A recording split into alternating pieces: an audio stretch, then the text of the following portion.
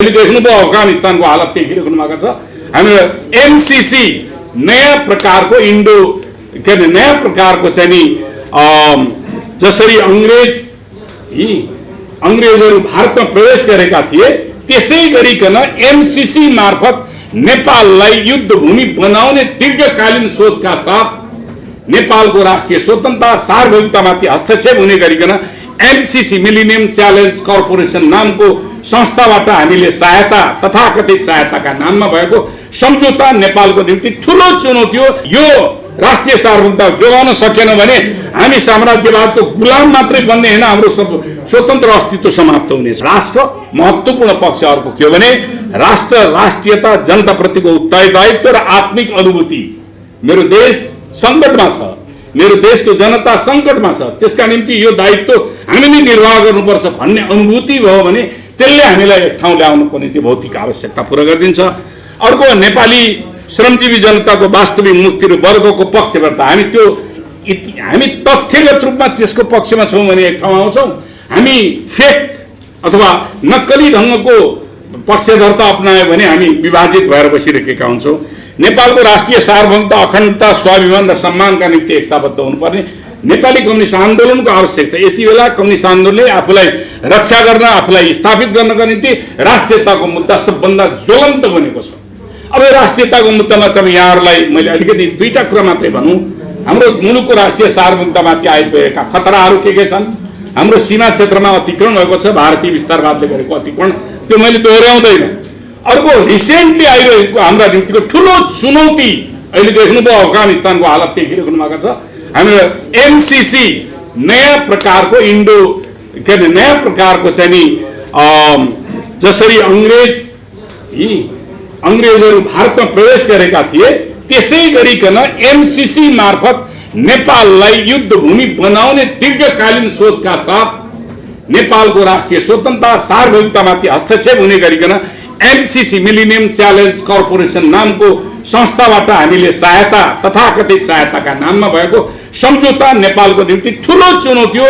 यसको बारेमा बृहत रूपमा तपाईहरुसँग छलफल गर्न सकिन्छ। यो नेपालको राष्ट्रिय सार्वभौमिकतामाथि डरलाग्दो चुनौतीको रूपमा आइरहेको छ। यो राष्ट्रिय सार्वभौमिकता जोगाउन सकेन भने हामी साम्राज्यवादको गुलाम मात्रै बन्ने हैन, हाम्रो स्वतन्त्र अस्तित्व समाप्त हुनेछ। त्यो प्रश्न छ।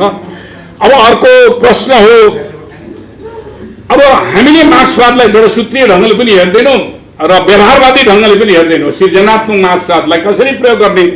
मार्क्सवादको नेपाली संस्करणको प्रयोग, म यसलाई भन्दैछु, मार्क्सवादको नेपाली संस्करणको प्रयोग।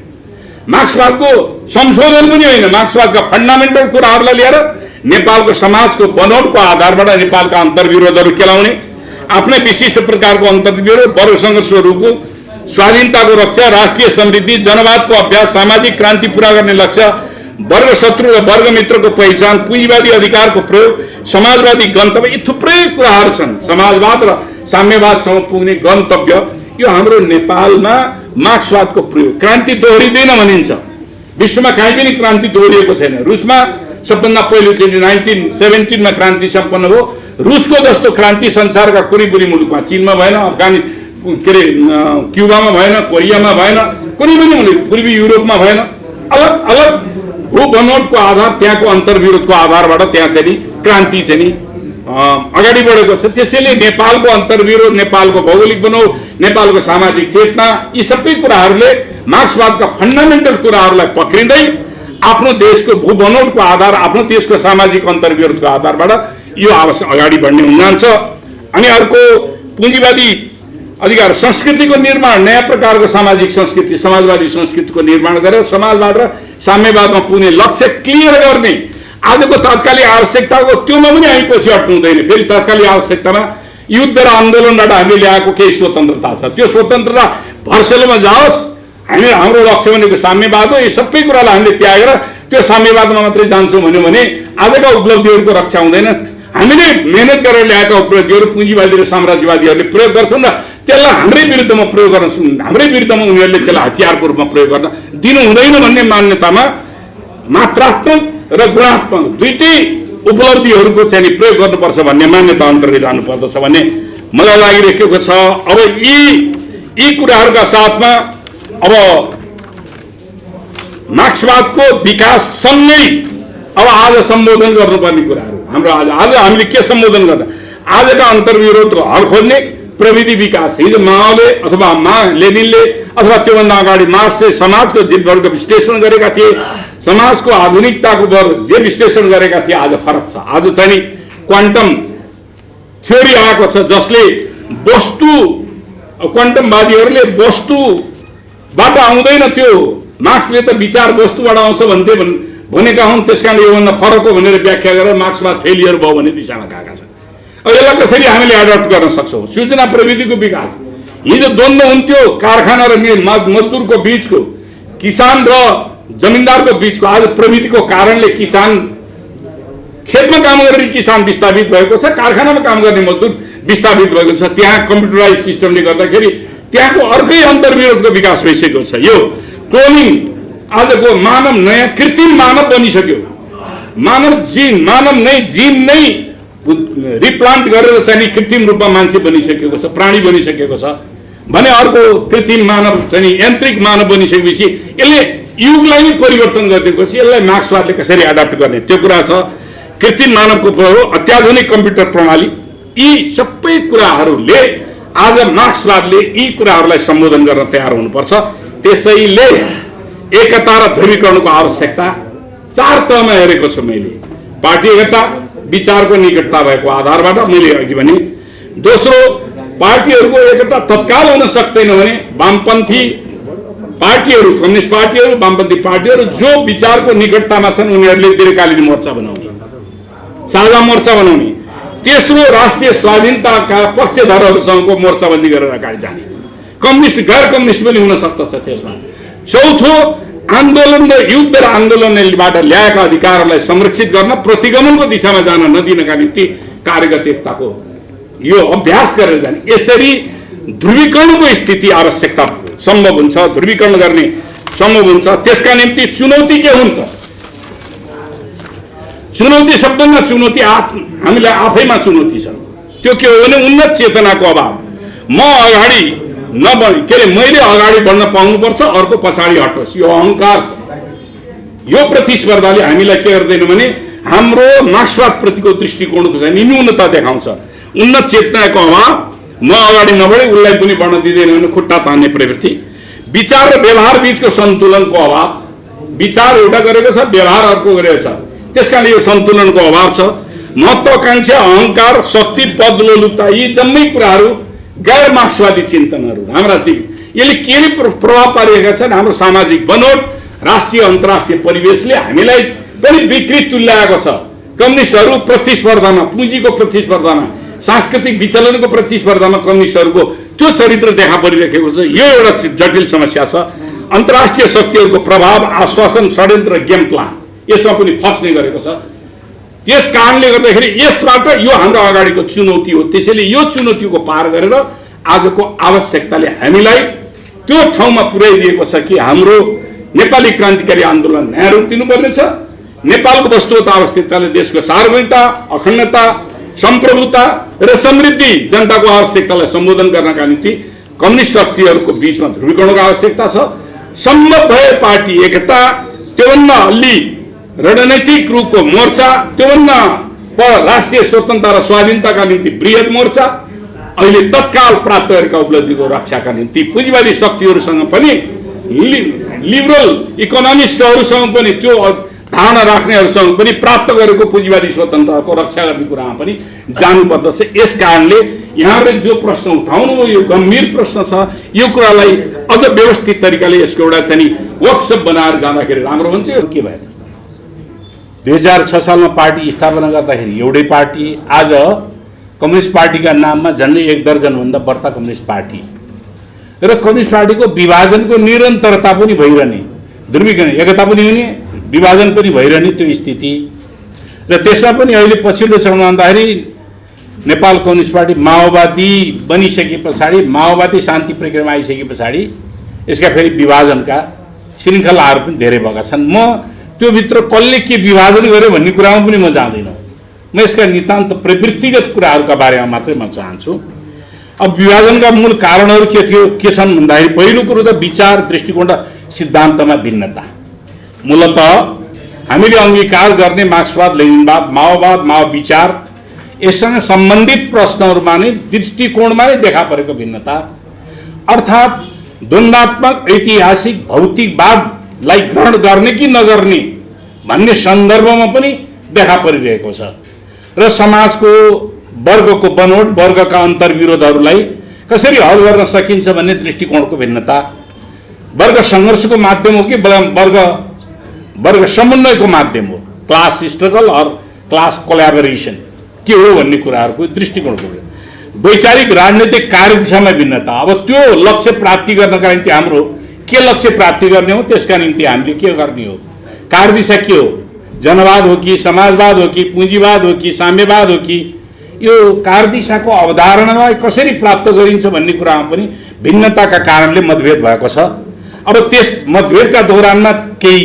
अवधारणाहरू आएका छन् केही जडसूत्रीय चिन्तन केही व्यवहारवादी चिन्तन अथवा डगमेटिक या प्र्याग्मेटिक चिन्तन केही मध्यपन्थी अवसरवाद भन्ने छ केही अर्को सृजनात्मक मार्क्सवाद गतिशील विज्ञान हो भन्ने मानिन्छ त्यसकारणले मार्क्सवाद गतिशील फन्डामेन्टल कुराहरूलाई पक्रेर त्यसका समाजमा आएका विकसित घटनाक्रमहरूलाई आत्मसातीकरण गर्दै नयाँ समस्याको समाधान दिने मार्क्सवादको कुरो अब कार्यदिशा कार्यान्वयनको विधि प्रक्रिया र तात्कालिक कार्यक्रममा हुने भिन्नता तात्कालिक कार्यक्रममा अहिले नै युद्ध गर्ने कि नगर्ने अहिले आन्दोलन गर्ने कि नगर्ने अहिले राष्ट्रियताको विषय बनाउने कि अहिले के को विषय बनाउने भन्ने कुराहरूमा हाम्रा मतभेदका कारणले हाम्रा भिन्नताहरू विभाजन हुने गरेका छन् अर्को छ त्यो पनि व्यक्तित्वको बिचको टकराव पर्सनालिटी कल्ट नेपाली कम्युनिस्ट आन्दोलनमा पर्सनालिटी कल्ट पनि व्यक्तित्वको टकराव पनि गरेछ यसको प्रतिनिधि पात्रका रूपमा अहिले म यहाँ उजागर गर्दिनँ किनभने हामीले नयाँ दिशामा जान खोजिरहेका छौँ त्यो व्यक्तित्वको टकरावले के भने नेतृत्व हत्याउने गुटबन्दी गर्ने पार्टीभित्र सत्ताको प्रतिस्पर्धा यो राज्य सत्ता मात्र होइन पार्टीको सत्ता पनि प्रतिस्पर्धा हुने गर्छ राज्य सत्ता र पद सुविधा प्राप्तिको प्रतिस्पर्धा यसले पार्टीहरू विभाजन हुने गरेका छन् अर्को सांगठनिक व्यवस्थापन पाँचौँमा सांगठनिक व्यवस्था संगठन एउटै भयो ठुलो भयो या भयो त्यसमा सांगठनिक व्यवस्थापनमा व्यक्तित्वको मूल्याङ्कन विधि कसलाई के दिने के जिम्मेवारी दिने है नेता कार्यकर्ताको मूल्याङ्कन पार्टीभित्र देखा पर्ने सत्ता प्रतिस्पर्धाको निम्ति गुट निर्माण र गुटको प्रतिस्पर्धा right man and right place भन्ने एउटा प्रिन्सिपल छ कसको के क्षमता छ त सांगठनिक क्षमता भएकोलाई संगठनको जिम्मेवारी मास मोबिलाइजेसन क्षमता भएकोलाई मास मोबिलाइजेसन जिम्मेवारी जस्ता कुराहरूको यहाँनिर यसले पनि गरेका छ सबै नेता अब यसको हल के भने सबै नेता र कार्यकर्तालाई उपयुक्त जिम्मेवारी दिने कुराहरू अर्को राष्ट्रिय अब अर्को छ हाम्रो देशको राजनीतिमा प्रभावित परेको 2016 सालदेखि 17 साल पछाडि नेपाली कम्युनिस्ट आन्दोलन अन्तर्राष्ट्रिय कम्युनिस्ट आन्दोलनको कारणले विभाजित भएको छ सोभियत रुसको सोभियत चीनको यी थुप्रै कुराहरू छन् त्यसैले राष्ट्रिय तथा अन्तर्राष्ट्रिय शक्ति केन्द्रहरूको चलखेल र प्रलोभनबाट नेपाली कम्युनिस्ट आन्दोलन विभक्त हुने गरेछ यी विभाजनका आधारहरू हुन् अरू ध्रुवीकरणको आवश्यकता केले गर्छ त birds of the same feather flock together भन्ने छ अर्थात् यसको तात्पर्य के हो त विचारको एकीकरण हुन्छ भने एक ठाउँ आउने हो विचारको सम्मिश्रण हुन सक्ने सम्भावना छ भने एक ठाउँ बनाउने हो त्यसैले हाम्रो गाउँले उखान छ यी भेडा भेडा सङ्घ बाख्रा बाख्रा सङ्घ भेडा भेडा सङ्घ बाख्रा बाख्रा सङ्घ भने त्यही birds of the same feather flock together त्यसैले विचारको आधारबाट एकीकरण हुने प्रक्रियामा सोच्नु पर्दछ अब त्यसै ध्रुवीकरण के हो भने मनोगत हुँदैन भौतिक व्यवस्थाले पैदा गर्छ ध्रुवीकरण भनेको मलाई चाहना भयो त्यसकारणले ध्रुवीकरण हुँदैन रहेछ भौतिक आवश्यकताले हामीलाई त्यो कुराहरू गर्छ त्यो भौतिक आवश्यकताहरू के हुन्छ भन्दाखेरि एक्लै अस्तित्व धान्न नसकेर पनि ध्रुवीकरणको आवश्यकता हुन्छ समूह भए एक्लै अस्तित्व प्रतिस्पर्धा सम्भव भएन त्यसै प्रतिस्पर्धामा कमजोर बनेर पनि ध्रुवीकरणको आवश्यकता हुन्छ तेस्रो उद्देश्य र लक्ष्य एउटै बनिसकेको अवस्थामा अलग हुनुपर्ने आवश्यकता छैन त्यसैले भौतिक आवश्यकता ध्रुवीकरण हुन्छ न्यूनतम साझा लक्ष्य र एक ठाउँमा आइपुगेपछि किन अलग अलग बस्ने न्यूनतम रूपमा कहिलेका अन्तर्विरोधहरू मेजर चिजहरू मिल्यो केही चिजहरू मिलिरहेका छैनन् त्यस्तो मेजर चिज मिल्छ भने अलग बस्नुपर्ने आवश्यकता छैन त्यसकारणले ध्रुवीकरण यसले पनि गर्छ अहिले बाह्य शक्तिको आक्रमण विरुद्ध साझा अस्तित्वको रक्षाका निम्ति फेरि सबै बाह्य दुश्मनहरूले आक्रमण गरिरहेको छ जसमा यति बेला नेपाली कम्युनिस्ट आन्दोलनमाथि साम्राज्यवादी शक्तिहरूको ठुलो दबाव छ ठुलो हस्तक्षेप छ ध्वस्त गर्नका निम्ति लागिरहेका छन् हो यो बेला ध्रुवीकरणको माग गर्यो किनभने शक्तिहरूको क्रान्तिकारी शक्तिहरूको ध्रुवीकरणको आवश्यकता हुन्छ भन्ने महसुस भयो।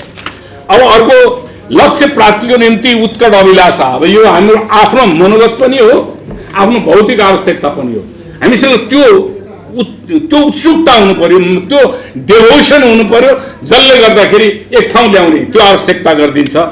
दुश्मनमा प्रतिद्वन्दी वा विपक्षीको दबावको गुरुत्व कति पेलेका छन्, त्यसका आधारबाट शक्तिहरूको बीचको निर्माणको प्रक्रिया, पुनर्निर्माणको प्रक्रिया हुन्छ।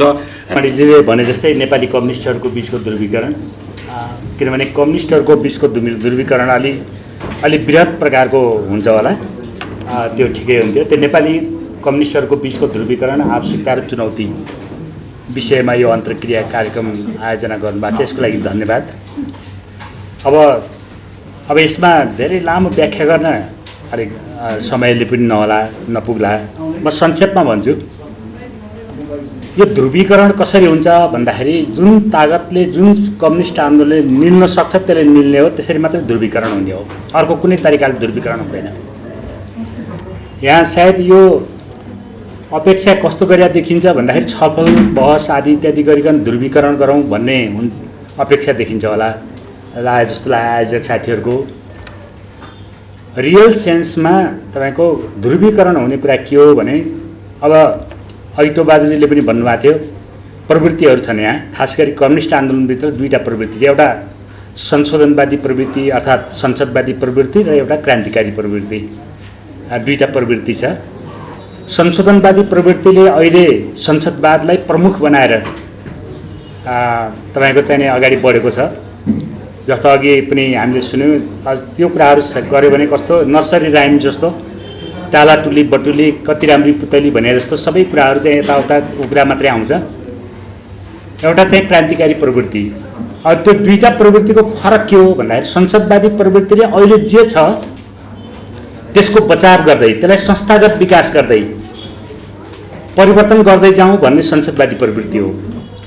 त्यो कुरा तपाईँले हेर्नुभयो भने त्यो सम्भव छ भन्दा कुनै पनि हालतमा सम्भव छैन। यसको बारेमा छलफल गर्यो भने लामो समय लाग्छ होला, किनभने पार्लियामेन्ट्री सिस्टम संसारको, नेपाल मात्रै होइन संसारको कुनै पनि पार्लियामेन्ट्री सिस्टम किञ्चित रूपमा डेमोक्रेटिक सिस्टम होइन। माओसेतुङले न्यू डेमोक्रेसी किन भन्नुभयो? किन भन्दाखेरि पार्लियामेन्ट्री सिस्टमभित्र कुनै डेमोक्रेसी छैन। हुन त अहिले फेरि लीलामणिजीले बोल्न पाउनुभयो भने यसको बारेमा 2-3 घन्टा बोल्नु होला, यो डेमोक्रेसी हो भनेर, अर्थात् त्यो बाजुजीले भन्दाखेरि पनि त्यही भन्नु होला। यसमा कुनै पनि नर्म्स डेमोक्रेसी छैन, चाहे त्यो तपाईँको बेलायतको पार्लियामेन्ट होस्, चाहे अस्ट्रेलियाको पार्लियामेन्ट होस्, चाहे जापानको पार्लियामेन्ट होस्, चाहे त्यो भारतको पार्लियामेन्ट, चाहे बङ्गलादेशको parliament, everywhere parliament is same. यो चाहिँ मोस्ट करप्ट अनडेमोक्रेटिक रिएक्सनरी सिस्टम हो। चाहिँ नेपालमा त्यही पार्लियामेन्ट, त्यसको चाहिँ के छैन, by product new colonial parliament नेपालमा चलेको छ। यसबाट चाहिँ समाजवाद, वैज्ञानिक समाजवाद भन्नु, त्यो चाहिँ नर्सरी राइम्स, टालाटुली बटुली कति राम्री पुतली भन्ने व्याख्या गरे भन्दा कुनै फरक छैन यो। अब ध्रुवीकरण कहाँबाट हुने भन्दाखेरि यो छलफल गरेर ध्रुवीकरण हुँदैन। यो ध्रुवीकरण त कसले खाइदिन्छ त्यसले ध्रुवीकरण गर्ने हो। संसदवादीले खायो, संसदवादीले ध्रुवीकरण गर्ने हो। संसदवादले खायो भने, क्रान्तिले खायो भने क्रान्तिले ध्रुवीकरण गर्ने हो। हामी हिजो जनयुद्ध 10 वर्षको जनयुद्धको कालमा हामी प्रचण्ड कमरेडको नेतृत्वमा हामी सबैले आएर जनयुद्ध गऱ्यौँ। नेपालको समग्र कम्युनिस्ट आन्दोलन परिवर्तनको निम्ति ध्रुवीकृत हुँदै गइरहेको थियो, सबै ध्रुवीकृत हुँदै गइरहेको थियो। कामीडाँडाको बैठकमा प्रचण्डले के प्रस्ताव राख्नुभयो भने एमालेसित पनि ध्रुवीकरण गर्नुपर्छ, एकता गर्नुपर्छ भन्नुभयो। हामीले कुनै प्रश्न गरेनौँ त्यति बेला, एकदम ठिक छ भन्यौँ हामीले। नारायण काजीजीको नेतृत्वमा बनेको कम्युनिस्ट पार्टी एकता केन्द्र थियो, हामीले ध्रुवीकरण गऱ्यौँ, एकता पनि गऱ्यौँ। त्यति बेला अमिक शेरचनजीले प्रश्न उठाउनुहुन्थ्यो, हाम्रो बैठक हुँदा हामी साथी थियौँ। अमिक शेरचनजीले के भन्नुभयो भने क्रान्ति त थ्रेसहोल्ड भनेको सङ्घार, त्यो सङ्घारबाट भित्र पस्न मात्रै सकेका छैन, कहाँ गयो त्यो क्रान्ति, कहाँ तपाईँहरू के बहस गर्दै हुनुहुन्छ भनेर बहस गर्नुभएको थियो धेरैचोटि। त्यो एकचोटि होइन, धेरैचोटि केन्द्रीय समितिको बैठकमा। तर के भयो भन्दाखेरि संसदवादले खायो। त्यो संसदवाद भनेको प्रचण्डको संसदवाद, बाबुराममा पैदा भएको संसदवादले खायो, त्यो एज अ होल संसदवादी नीतिले खायो। त्यो एउटा ध्रुवीकरण त्यो प्रकारले हुन्छ। त्यो अन्ततः गएर पार्टी ठुलो पनि भयो, बहुमत भयो, बहुमत मात्रै भयो भने संसदमा गएपछि 2/3 पनि भयो, त्यो पुरै पतनको दिशातिर गएको छ र अहिले त्यो टुक्रा टुक्रा परेर गइरहेको छ। एउटा ध्रुवीकरण विघटन एउटा त्यो तरिकाले हुने कुरा हो। एउटा ध्रुवीकरण क्रान्तिले गर्ने ध्रुवीकरण हो, क्रान्तिकारी आन्दोलनले गर्ने ध्रुवीकरण हो। क्रान्तिकारी आन्दोलनले संसदवादलाई खायो, त्यहाँ ध्रुवीकरण हुन्छ। संसदवादले क्रान्तिकारी आन्दोलनलाई खायो, त्यहाँ ध्रुवीकरण हुन्छ। यो चाहिँ ध्रुवीकरण र यसको चाहिँ के छ भने चुनौती पनि त्यही हो। अब आवश्यकताको हिसाबले तपाईले केलाई आवश्यकता मान्नुहुन्छ? तपाईहरुले जस्तो अहिले सञ्चार जगत भनेको एउटा ठूलो हतियार हो। यसलाई जनतालाई ध्रुवीकृत गर्ने या यसलाई विखण्डित गर्ने, जनतालाई क्रान्तिको बाटोमा लैजाने, समाजलाई क्रान्तिको बाटोमा निर्देशित गर्ने या संसदवादको बाटोमा निर्देशित गर्ने एउटा ठूलो ताकत तपाईहरुसँग छ। अहिले सञ्चार जगत छ, यसले केलाई आवश्यकता मानेको छ? यसले तपाईहरुले संसदवादमा गएर धेरै सिट ल्याएर अनि चाहिँ समाज परिवर्तन गरौँ भन्ने कुरा चाहिँ आवश्यक मान्नुभएको छ, या जनतालाई यसको वास्तविक स्थिति बुझाएर यो एउटा चाहिँ मोस्ट रिएक्सनरी सिस्टम जो अहिले चलिरहेछ, मोस्ट अनडेमोक्रेटिक सिस्टम जो चलिरहेछ, त्यसलाई ओभरथ्रो गर्ने कुरा चाहिँ तपाईले गर्न चाहनुहुन्छ? मान्छेहरूले भन्छन् हैन हिजोका उपलब्धिहरूको रक्षा चाहिँ गर्नुपर्छ भन्छ। उपलब्धिको रक्षा गर्ने त त्यो सामान्य नियम हो। त्यो कसले भन्छ अहिले राजतन्त्र ल्याउने भनेर? तपाईले कुरा गर्नुहुन्छ कमल थापाले राजतन्त्र ल्याउन सक्नुहुन्छ, नेपालमा ल्याउन खोज्नुहुन्छ? मेरो भनाइ हाम्रो विश्लेषण त के छ भने गणतन्त्र आएपछि सबभन्दा बढी फाइदा राजतन्त्रवादीहरूलाई भएको छ, अर्थात् हिजोका सामन्त र दलाल पुँजीपतिहरूलाई भएको छ। किनभने हिजो राजा हुँदाखेरि एउटा तगारो थियो, उनीहरूले खुट्टा के अरे हुनाले टेकेर दाम राखेर एकचोटि जदौ गरेपछि उनीहरू ठाउँमा पुग्थे, कुर्सीमा पुग्थे। अहिले त हटेको छ। जनतालाई त हिजो पनि चाहिँ के छ शास्ति थियो, भोकमरी थियो, अभाव थियो, त्यो प्रताडना थियो, अशिक्षा थियो, रोग व्याधि थियो, सारा कुराहरू समस्याहरू थियो। आज पनि त्यही छ। हिजो पनि शिक्षा किन्नु पर्थ्यो, आज पनि त्यही छ। हिजो पनि चाहिँ स्वास्थ्य किन्नु पर्थ्यो, आज पनि त्यही छ। हिजो पनि मेरो देश भन्ने अनुभूति जनतालाई थिएन, आज पनि त्यही छ। हिजो पनि चाहिँ के छ राष्ट्रियताका समस्या थियो, आज पनि त्यही छ। जनताको निम्ति हिजो जे समस्या थियो आज पनि त्यही छ। हिजोका सामन्त र दलाल पुँजीपतिको निम्ति परिवर्तन भएको छ, किनभने जहाँ राजा थियो त्यसले चाहिँ एउटा तगारो बनाएको थियो। ती मान्छेहरू त्यो ठाउँमा पुगे, तिनीहरूले राजा ल्याउन चाहन्छन्। तिनीहरू चाहिँ के छ गणतन्त्रको रक्षा गर्न चाहन्छन् तिनीहरू सारमा भन्दाखेरि। तर उनीहरूले राजतन्त्रको किन दुहाई दिनु खोज्छन् अहिले भन्दाखेरि कम्युनिस्टहरू एकताबद्ध भएर समाजवाद स्थापना गर्यो भने त्यसले त्यसको सर्वनाश गर्छ भन्ने डर छ, त्यस कारणले राजा आउँछ भनेर हल्ला गर्छन्। त्यसैको पछाडि हाम्रा कतिपय संसदवादी नेताहरू चाहिँ कोरस टुगेदर भन्छ नि, के अरे त्यो लय मिलाउने गरेको सुन्छु मैले कहिलेकाहीँ, जनतालाई भ्रमित पार्ने गरेको सुन्छु म चाहिँ। यो कुरा चाहिँ सही होइन, किनभने हरेक मान्छे मानव जाति भनेको यस्तो स्वभाव हुन्छ जसले प्राप्त भएको उपलब्धिलाई रक्षा गर्छ र अगाडि नै बढ्छ। त्यस कारणले हामीले गणतन्त्र ल्यायौँ, अर्थात् जति समाजवादका अंशहरू जो प्राप्त भएका छन् त्यसलाई चाहिँ रक्षा गर्ने कुरा छँदैछ। गर्ने कुरा के छ भने यो प्रतिगामी सत्तालाई संस्थागत गर्ने हो कि यसलाई चाहिँ विस्थापित गरेर त्यसको ठाउँमा वैज्ञानिक समाजवाद स्थापना गर्ने हो? त्यो कुरा चाहिँ प्रधान कुरा हो, मुख्य कुरा त्यो हो। यदि तपाईँ त्यसमा आउनुहुन्छ त्यहाँ चाहिँ के छ भने एकता हुन्छ, त्यहाँ चाहिँ के छ भने ध्रुवीकरण पनि हुन्छ, त्यसले अगाडि पनि बढ्छ। एउटा अर्को विषयको निम्ति जनताको शासन व्यवस्थाको निम्ति अगाडि बढाउँछ। यदि तपाईँ त्यसमा हुनुहुन्न संसदवादमा चाहिँ के छ भने ध्रुवीकरण हुन्छ, यस्तो प्रकारको हुन्छ। त्यसो गर्दाखेरि के प्रकारको आवश्यकता तपाईँले ठानेको हो त्यो विषय चाहिँ के छ भने प्रमुख कुरा चाहिँ त्यो हुन्छ। तपाईँले क्रान्तिकारी ध्रुवीकरण चाहेको हो कि संसदवादी ध्रुवीकरण चाहेको हो? तपाईँ संसदमा धेरै सिट ल्याउनको लागि ध्रुवीकरण चाहेको हो कि तपाईँले चाहिँ के छ भने यो जुन चाहिँ भ्रष्ट व्यवस्था छ यसलाई आमूल नष्ट गरेर यसको ठाउँमा वैज्ञानिक समाजवाद ल्याउन, अर्थात् पिपल्स रिपब्लिक अफ नेपाल, हामीले नयाँ जनवाद पनि भनेका छौँ, वैज्ञानिक समाजवाद पनि भनेका छौँ। समाजवाद जेसुकै होला त्यसको आर्थिक नीति हुन्छ, त्यसको राजनीतिक कार्यदिशा हुन्छ, त्यसको चाहिँ सामाजिक नीति हुन्छ, त्यसको सांस्कृतिक सम्बन्ध हुन्छ, त्यसको चाहिँ के छ भने एज अ होल समाजलाई रूपान्तरण गर्ने एउटा चाहिँ स्टेप बाई स्टेप प्रोग्रामहरू हुन्छ। त्यो प्रोग्राम के को निम्ति तपाईँ चाहिँ के छ भने तपाईँको आवश्यकता ठान्नुहुन्छ, यो कुरा चाहिँ के छ भने क्लियर गर्नुपर्छ। र म फेरि अन्तमा तपाईँको चाहिँ के छ भने समयलाई ध्यान दिँदै म चाहिँ भन्ने कुरा के हो भने यसमा जसले सक्छ, जसले एउटालाई अर्काले खाइदिन्छ त्यसले चाहिँ ध्रुवीकृत गर्ने हो। अहिलेको चुनौती पनि त्यही हो। र हाम्रो कुरा के छ भने संसदवादलाई हामीले खाइदिनुपर्छ, हामी खान्छौँ पनि।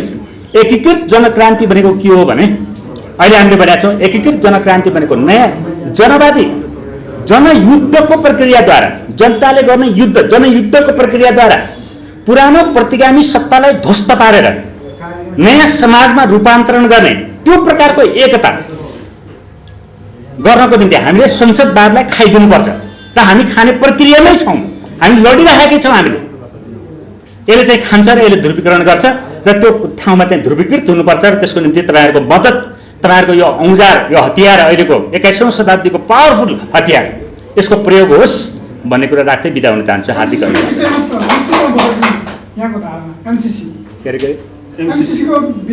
एमसिसी खारेज गर्नुपर्छ त्यसको बारेमा लीलामणिजीले राम्रो राख्नुहुन्छ मेरो तर्फबाट उहाँले नै राख्नुहुन्छ मौका पऱ्यो भने सुन्नु होला सबै कुराहरू उहाँलाई म प्रश्न उहाँले राख्ने जे गर्नुहुन्छ त्यो त्यसमा पुरै सहमत छु चाहिँ उहाँले पुरै डिटेलमा लीलामणिजीसँग चाहिँ त्यसमा छु होइन एमसिसी खारेज गर्नुपर्छ